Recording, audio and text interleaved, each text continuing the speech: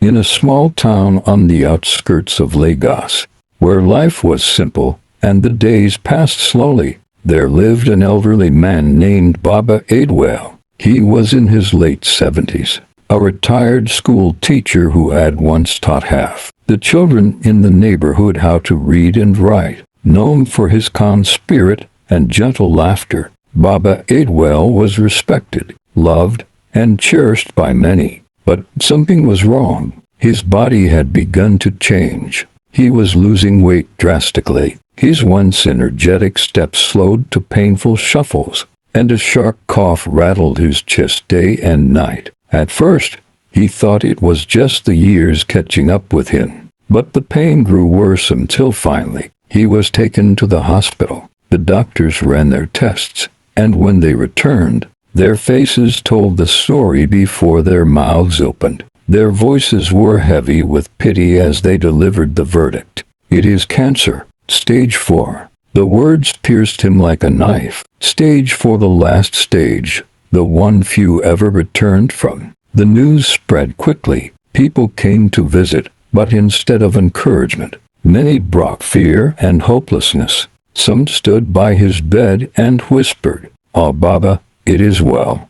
But you know at this stage, people do not survive.' Others sighed heavily and said, 'Prepare yourself. Get close to God. You don't have much time left.' Even his family, though they loved him dearly, could not hide their fears. At night, when they thought he was asleep, he could hear their hushed voices. 'He may not see the end of this year.' Another replied, 'Doctors said stage 4. How many people come out alive from that?' Each word crushed him a little more. His once strong faith felt fragile, like a candle flickering in the wind. The hospital room became a place of despair, filled with the beeping of machines, the smell of antiseptic, and the heavy weight of pity on every face that entered. Then one afternoon, as sunlight streamed weakly through the blinds of his room, the door opened quietly. A man stepped in, dressed in a dark suit. His presence was calm but commanding, and he carried no entourage, no noise, no announcement. Baba blinked in surprise, thinking his eyes were deceiving him.